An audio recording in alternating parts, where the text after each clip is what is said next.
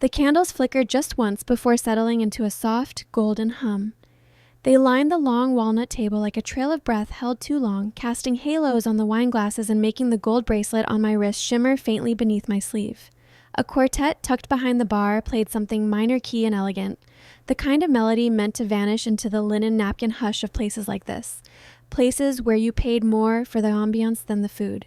We were seated at the far end, under a mural of Tennessee dogwoods tucked far enough from the kitchen that you couldn't hear the clatter, just the hush before laughter, the polite pauses that came before someone raised another glass.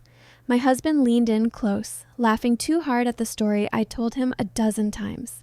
His hand found mine. His thumb brushed that bracelet like it was part of me, a gesture so practiced it should have comforted me. But it didn't. I smiled anyway, because that's what you do in Brentwood restaurants with 2-month waitlists. You smile through whatever you're swallowing. My stomach was tight. I remember thinking I should have gone with the longer dress, or maybe the navy one. Something with sleeves, something that said effortless instead of trying. But it was too late. I saw her before anyone else did. She walked in like she'd been summoned by the wallpaper. Smooth, slow, deliberate. Not searching for anyone because she already knew exactly where we were. She didn't stop at the host stand or glance toward the bar. She glided past the kitchen door and into our space, her heels silent against the tiled floor, the perfume she wore, something citrusy and sharp, cutting through the buttery smell of the evening. And then I saw it. The bracelet. My bracelet. Exactly where I used to wear it. On the right wrist, the way my grandmother said protected the heart. A thin gold band, aged slightly, one small turquoise chip embedded off-center like a flaw too beautiful to correct. And a single scratch, barely visible unless the candlelight caught it, running along the inner edge. I knew that scratch. I'd made it one night when I dropped my keys and scraped it against the car door. She tucked a strand of hair behind her ear, rotating her wrist just enough for the turquoise to flash, a silent flare in enemy territory. Every muscle in my jaw clenched at once. She wasn't on the guest list. This wasn't a drop-in dinner. We were deep in Brentwood, where people booked reservations 2 weeks out, wore tailored jackets, and knew how to whisper their insults with perfect diction. And yet, there she was. My husband's ex, in a red dress like a challenge, smiling like she still had access, like she was owed something. A pause rippled through the table. Not dramatic, just subtle enough that only someone waiting for it would notice. Glasses froze midair. A cough was stifled. Someone whispered, "Is that?" and stopped. Just short. My husband turned. For half a second, I watched his whole face go blank. Not surprise, not joy, just blank.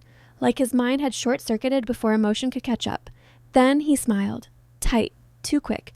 Not wide enough to be sincere. Her eyes sparkled, satisfied, as if she'd rehearsed that reaction. I swallowed the heat rising in my chest and folded my napkin slowly into my lap. My breath steadied, though it didn't feel like mine anymore.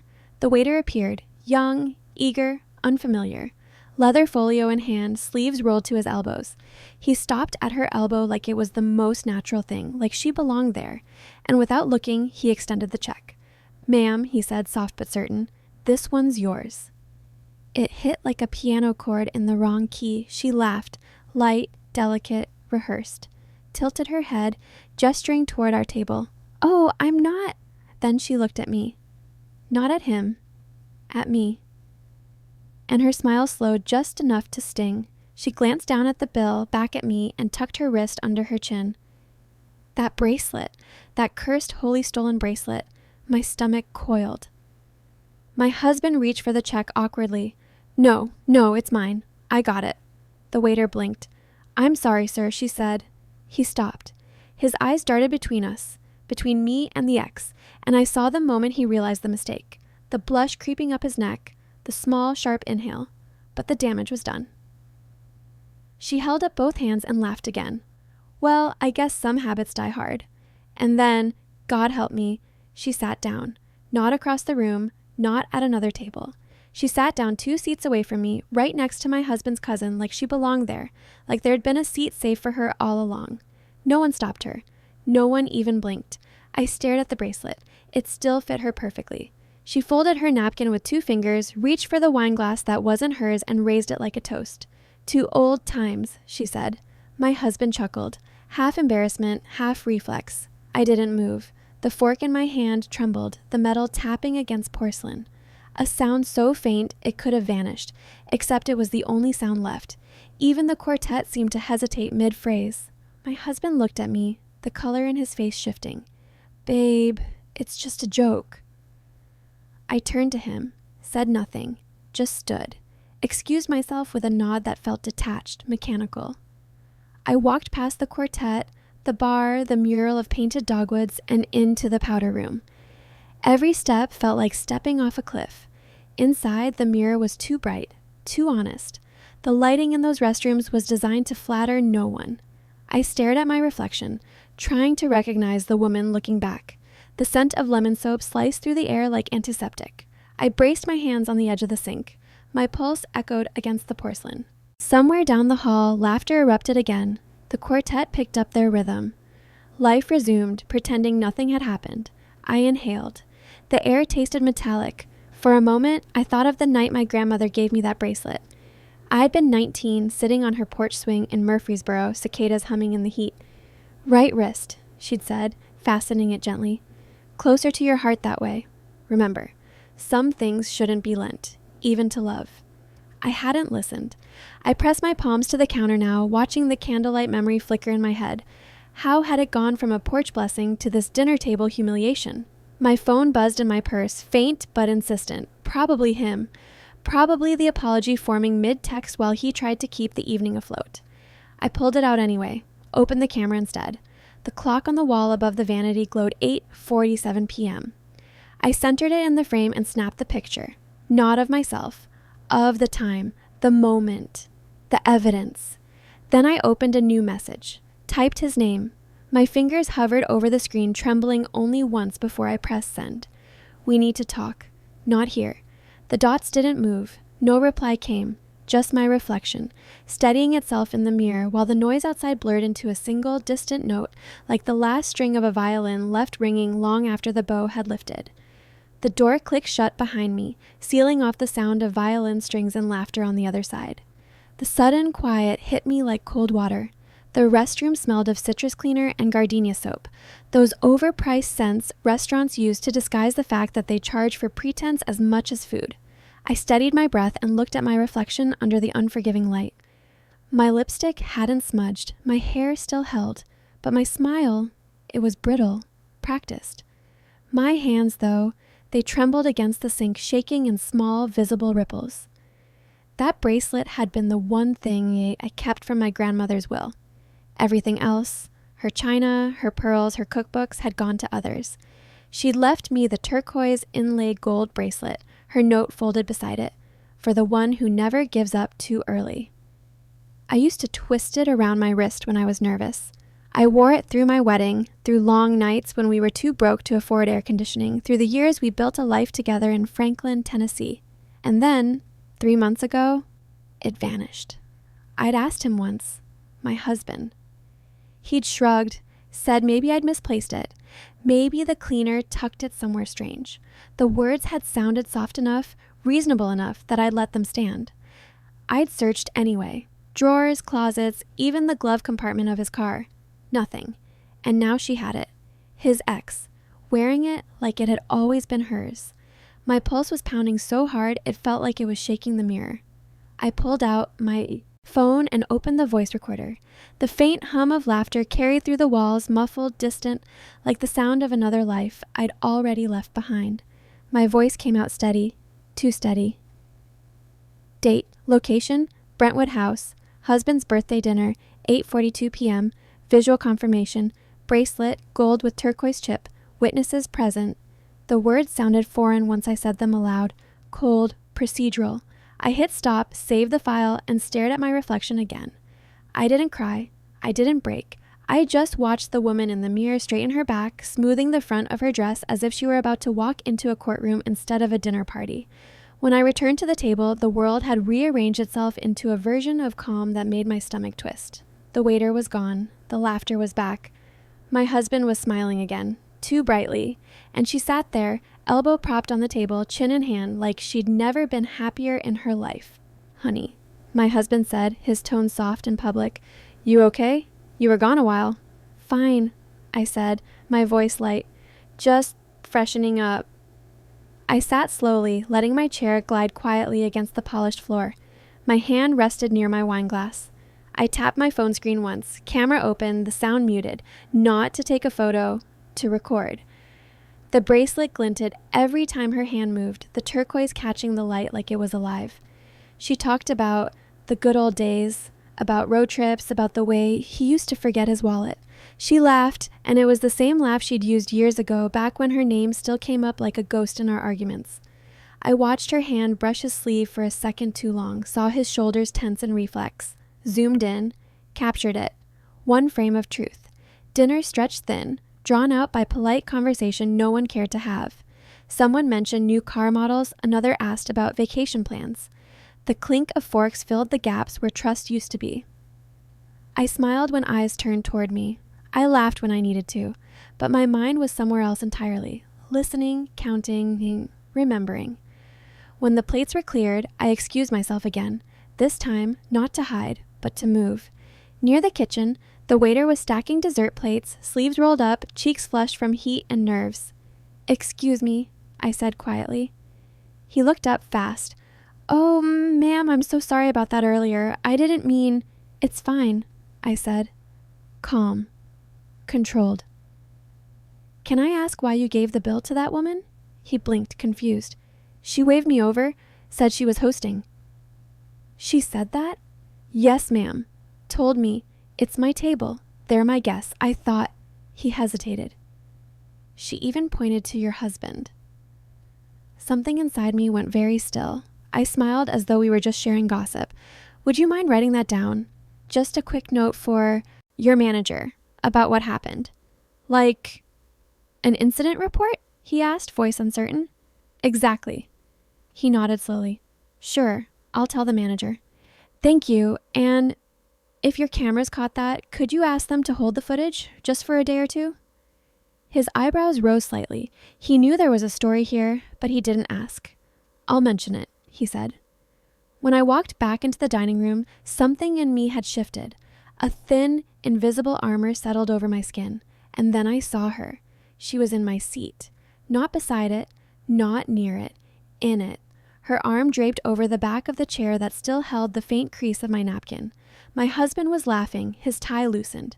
His face was flushed, not from wine, but from something that looked too close to relief. I stood there, staring at the scene that used to be my life. She turned, sweetness painted across her lips. "Oh, sorry," she said, her tone sugar-dipped. "I just wanted to tell him something quick about the old office." I smiled, a smile that didn't reach my eyes. "That's fine. You can have the chair." I took another, at the far end, distance enough to breathe. For the rest of the night, I stayed quiet, watching, memorizing. The way her wrist turned each time she gestured, the faint discoloration along the inner gold edge of the bracelet. The way his gaze flicked toward me, then away, like guilt darting through a crowd. By dessert, I already had a folder on my phone labeled Bracelet Evidence. 7 photos. 1 voice memo. 1 verbal witness. When the check finally came, again, he snatched it before anyone could move, his laugh coming too fast. The sound of someone desperate to end a scene. Later, when we got home, the silence between us filled the house. He loosened his tie, exhaling like he'd survived a trial. "She just showed up," he said, his tone defensive but exhausted. "I didn't invite her. You know how she is." I didn't answer. He sat down on the couch, elbows on his knees. "Come on, Evie. You know she's harmless." "Harmless?" I repeated softly. "She's wearing my grandmother's bracelet." He froze. "Maybe it's a coincidence," he said finally, too quickly. "It's just a bracelet." "Then tell me where mine is." His gaze dropped to the floor. "Maybe the cleaner—" "Stop." The word landed like a stone. He stopped. Silence filled the room, stretching long enough for him to start shifting in his seat. "Finally," I said, "I already spoke to the manager. The cameras caught everything, including the waiter handing her the bill." His head snapped up. "You what?" I wanted to make sure I wasn't crazy. "You're overreacting," he said sharply. I smiled, calm again. "Maybe." but now it's documented. He exhaled through his nose, shaking his head. Jesus, Evie. He went to shower soon after. I waited until the water ran. Then I opened my jewelry box. Empty velvet, no bracelet, no mistake. I took a photo of that too. The sound of the shower masked the click. Then I sat on the edge of the bed, the phone glowing in my palm. I scrolled through the photos, the bracelet glinting in candlelight, the waiter's nervous face, the time-stamped voice memo. Proof of what I already knew. I opened my messages and found my sister's name. Found the bracelet. Not where I left it. The reply came almost instantly. You mean the turquoise one? Grandma's? Yes. Where? At his birthday dinner, on his ex. The typing dots blinked for a long time, then her reply. Need me to drive down? I stared at the message, thought about what it would mean to have her here, to have backup, to make it real. Then I typed slowly, deliberately. Not yet. I have a plan. By Monday morning, the plan had shape. Not a scream, not a scene, just a quiet, methodical unfolding of truth, one fact at a time, each too precise to deny. I wasn't going to beg for honesty from anyone who'd already chosen to twist it. I was going to build it instead, a map made of evidence, and I was going to make sure they both walked right into it, eyes open, feet steady, with nowhere left to turn. The first step began with the jewelry box. I took it out from the closet shelf where it had rested for years, wrapped in an old scarf. I set it down on the kitchen island where the morning sunlight spread like honey over the marble. The box was walnut wood, corners rubbed soft from use, the grain running like a heartbeat beneath my fingertips. A small tag, yellowing with age, was still taped to the bottom in my grandmother's careful script. For Evelyn, keep safe. I ran my fingers along the edge before I lifted the lid. The faint smell of cedar rose up, mixed with thyme. Inside, the velvet lining was worn in the middle, a pale groove where the bracelet once rested. I removed the insert, and there it was, something I'd never noticed before. A folded slip of paper tucked beneath the lining, almost invisible. It was fragile, creased so many times it might have disintegrated if I'd opened it too fast. The handwriting was faded but steady. Evie, this bracelet belonged to my mother before me. There's a chip of turquoise from her wedding ring embedded. If you ever doubt your place, just hold it. Love, Grandma. The words blurred for a second, my eyes stinging. That bracelet had been more than gold and stone. It had been legacy, lineage, belonging, a reminder that I was part of something that started long before I ever learned to doubt myself. I took a photo of the note, then another, of the empty velvet cradle where it used to rest, and one more of the box itself with the tag visible. Proof of origin. I thought about the Facebook photo, the one from our wedding day in June 2015. The bracelet had caught the afternoon light perfectly in that shot. I pulled it up, cropped it tight around my wrist, and saved the image. The turquoise gleamed even through the pixel grain. Step 1, done. Then I called the restaurant manager. He answered on the third ring. Voice calm, cautious, maybe already briefed by the waiter. Thank you for reaching out again, ma'am, he said, polite but not dismissive. I did speak with Owen about the incident. And the cameras? I asked. My tone came out steady, professional, like we were discussing something procedural, not personal. We do have coverage of the dining area. The footage hasn't been overwritten yet. Would it be possible to preserve a small clip, 10 minutes maybe, just the moment she entered and the bill exchange? He paused, then said, I can request that. We'd need an email for record purposes. I can also include an incident note if you'd like. That would be perfect, I said softly. He took down my address, promised to forward the draft report. Before hanging up, he added gently, I'm sorry, Mrs. Hale. I hope it resolves itself quickly. I thanked him, hung up, and stared out the window for a while. The morning sunlight had shifted. The shadow of our oak tree cut across the kitchen tile like a crosshatch, half light, half dark. Step 2, the ally, my sister, Maggie. She lived in Memphis, but she had a gift for turning chaos into structure. She'd always been blunt about my husband. He looks like the kind of man who edits himself, she'd said once. People who do that are either hiding or pretending. When she called Monday night, her tone carried steel. You want me to come down? Yes. She arrived Tuesday evening, suitcase still warm from the trunk, jaw tight. She didn't waste time with greetings. Show me. I laid everything out on the table. The photographs, the manager's email with the security screenshot, Grandma's note, and the recorded clip. Maggie flipped through each like she was preparing evidence for court. Her movements were deliberate. She asked no questions until she'd seen everything twice. Then she sat back, crossing her arms. And he still hasn't admitted anything? Just keep saying it's a mix-up, I said. Then we'll unmix it, she replied, voice low, sharp with promise. It was Maggie who connected the dots before I did. He's got that fundraiser next weekend, right? The family's country club thing? I nodded. Annual charity dinner. You think she'll show? She always does, somehow. Maggie's lips curved. Then let's give her another chance to lie. From that moment, the plan evolved like muscle memory, quietly, cleanly. I went back to the restaurant Wednesday afternoon and picked up the signed report. The manager had even printed a still from the footage, her standing beside our table, the check in hand, the bracelet glinting beneath the chandelier. Maggie brought her DSLR. Subtle zoom, she said, testing. The lens in the living room. Better quality and the shutter's almost silent. We'll get her from across the room.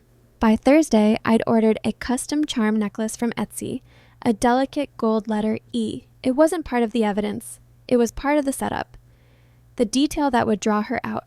Friday, we rehearsed our script like actors before opening night.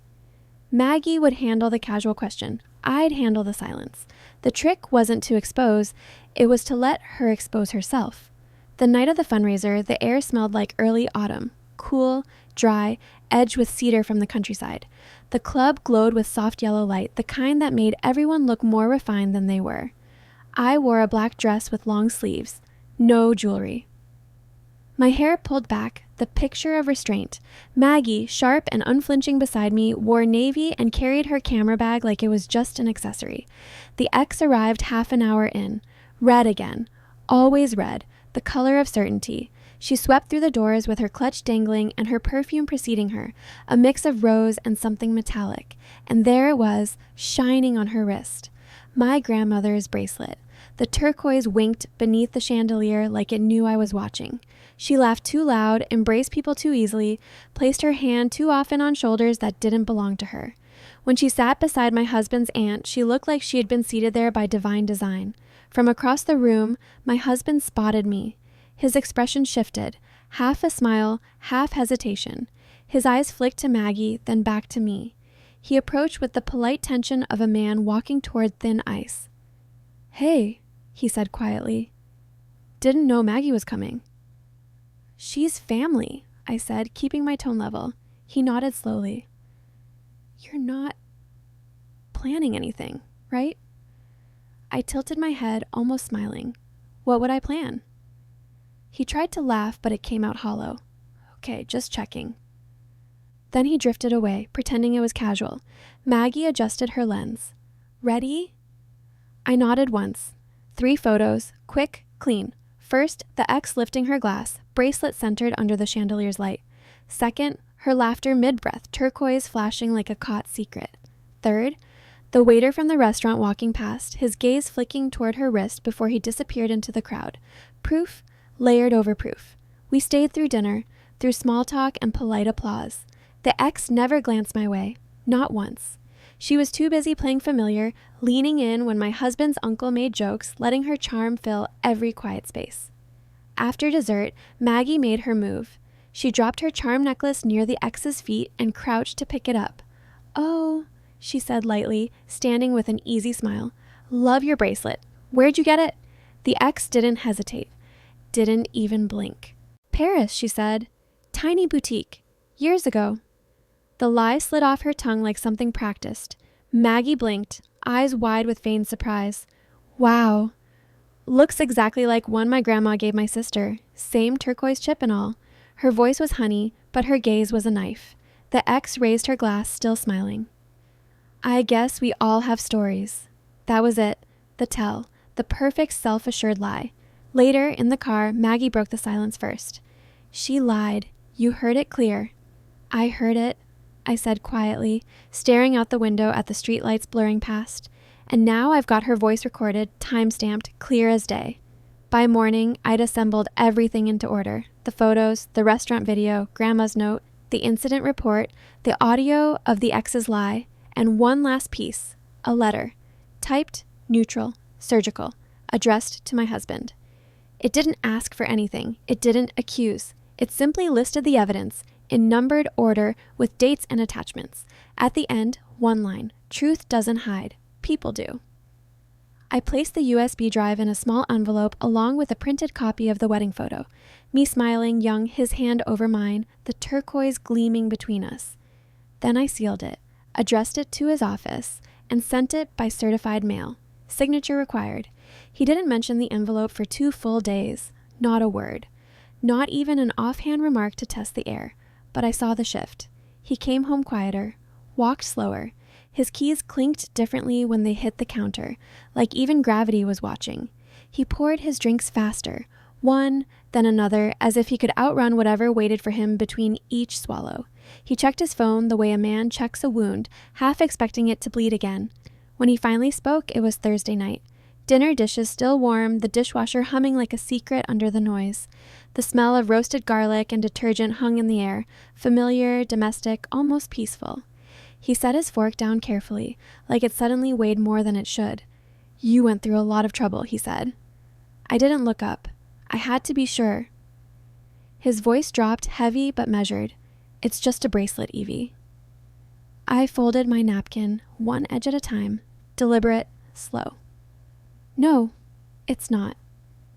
He leaned back, rubbing his forehead with both hands. "Okay, fine. She said she found it in a drawer last year. Thought you'd forgotten it. I didn't think it mattered." My breath hitched. "You didn't think it mattered?"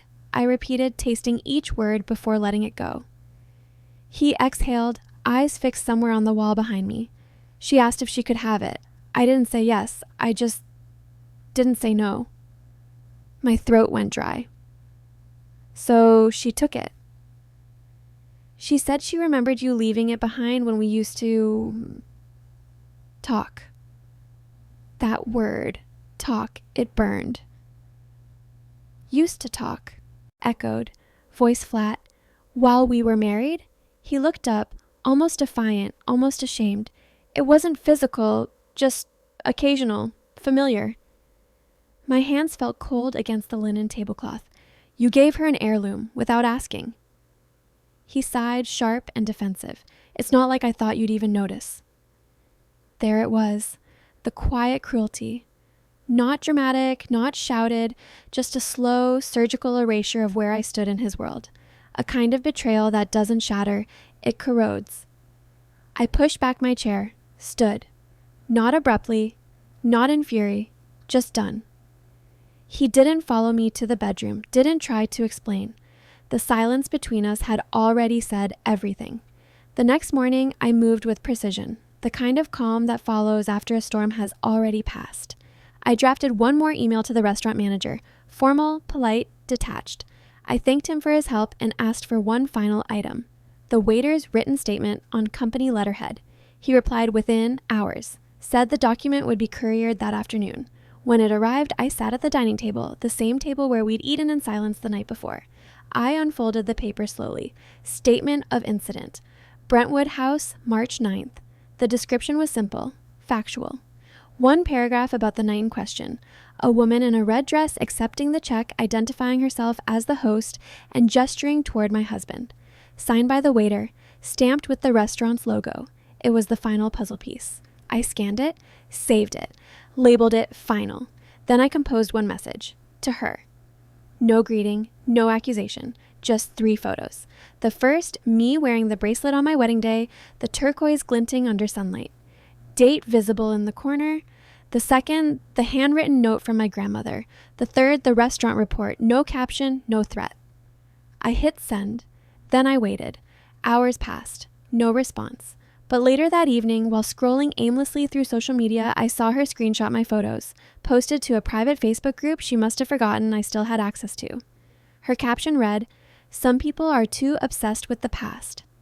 I stared at it for a long moment, then watched the comments pile up like dominoes falling one by one.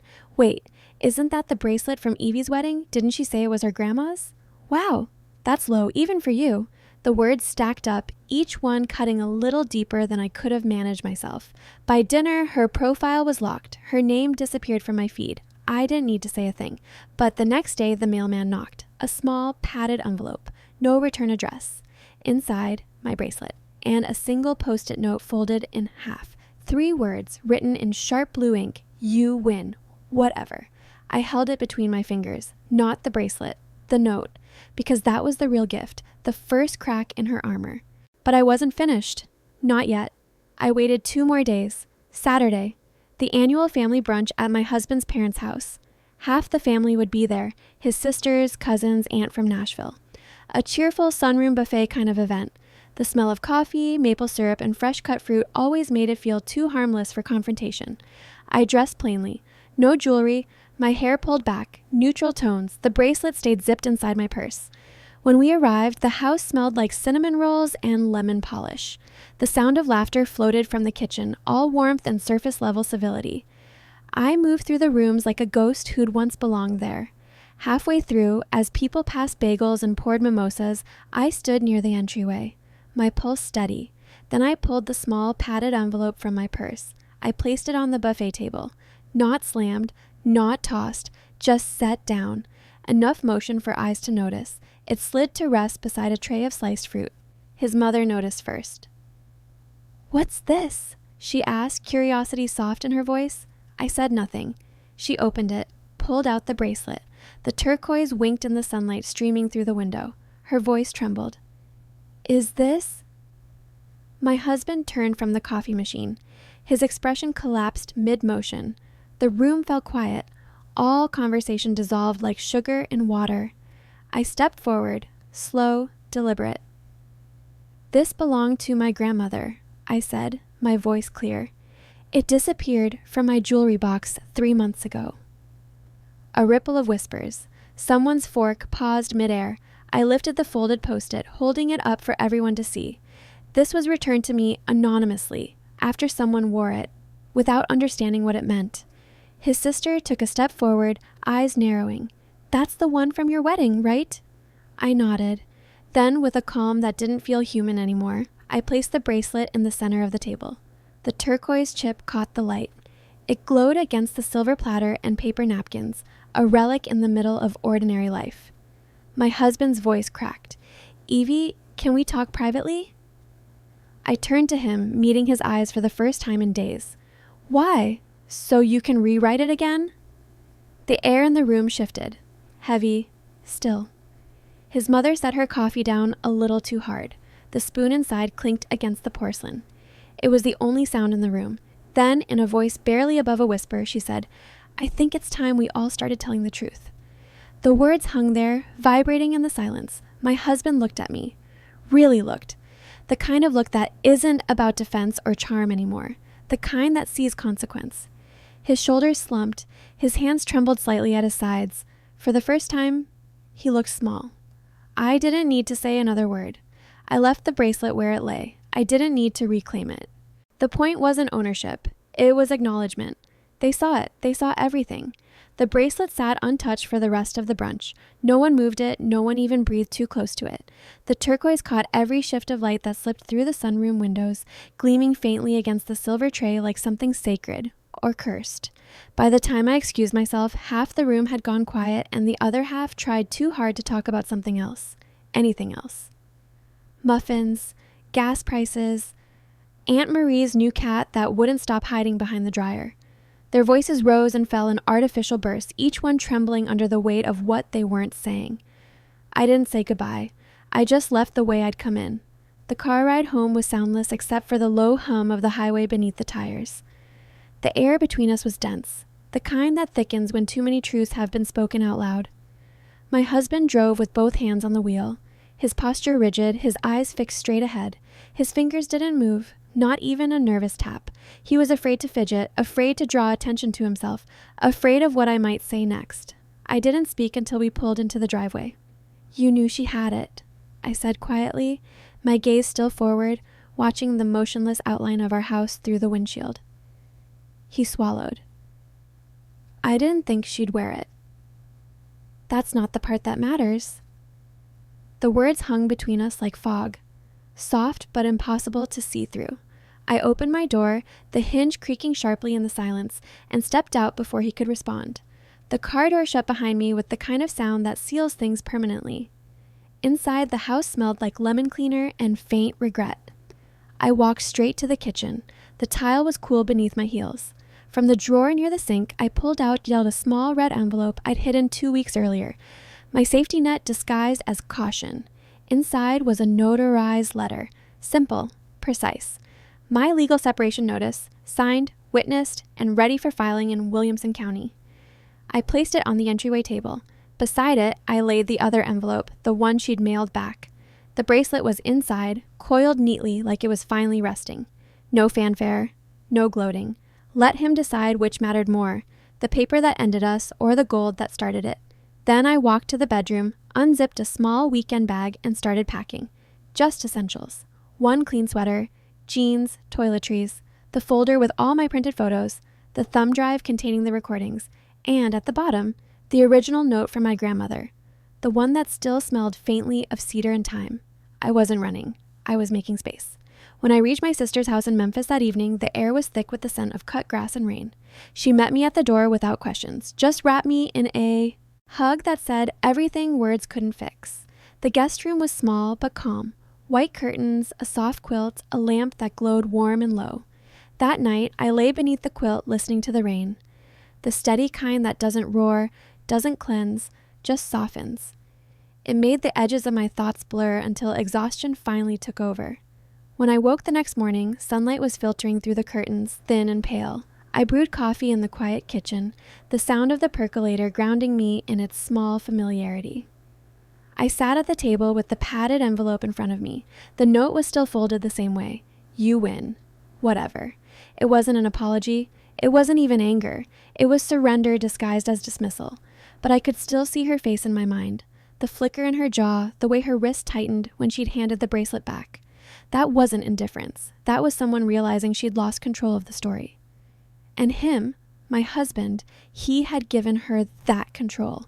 That was the real wound, not the theft, not the public humiliation, the permission. He had handed her a piece of my history, my family's legacy, like it was nothing, like it was negotiable, like I was negotiable. The next morning, I emailed the county clerk, requested the forms. My hands didn't shake, my pulse didn't race. It wasn't anger that drove me now, it was clarity. Then I called a lawyer my sister recommended. Her tone was kind, efficient. She said she'd seen stories like this before, where betrayal wasn't shouted but quietly administered like poison. I didn't rush the process. I just kept moving forward. 3 days later, my phone lit up with his name. I let it ring. Then again. The third time, he left a message. His voice was softer than I remembered. I know I was wrong, he said.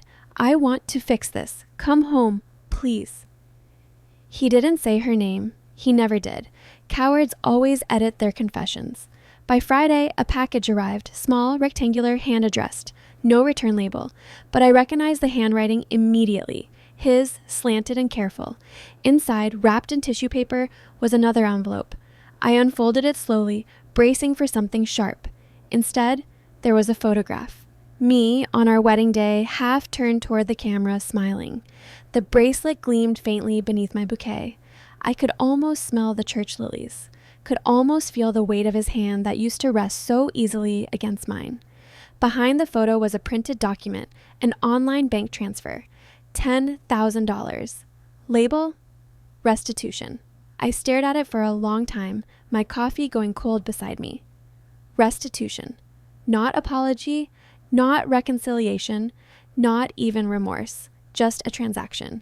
He thought this could be solved like a debt. Like grief had an invoice, like betrayal had a price tag. I placed the photo back inside the envelope, folded the transfer neatly behind it, then sealed it. Again. The next morning, I mailed it back. No note, just the same envelope, unaltered, addressed to his office. Then I wrote a single sentence on a piece of lined paper, folded it once, slipped it inside. She stole my story. I rewrote the ending. It felt like closing a book. The next time I saw the bracelet, it was behind a pane of glass, a safety deposit box in a small, quiet bank on the outskirts of Memphis. The manager handed me the key, his polite smile reflecting off the marble floor. Inside, the air felt still, untouched. I placed the bracelet on a strip of black velvet right beside my grandmother's note. The gold shimmered faintly, and the turquoise caught the overhead light like a fragment of sky trapped in metal. I didn't wear it again. Not because I was afraid, because some things deserve stillness. Some things, once reclaimed, should simply rest. Later that summer, I moved into a small rental house not far from my sister's. It had creaky floors and white curtains that swayed with every breeze. The porch faced west, and in the evenings the sun fell across it like a warm curtain. I planted lavender along the walkway.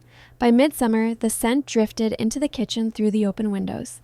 Each morning, the air carried that soft, steady calm that only comes when you finally stopped waiting for the other shoe to drop.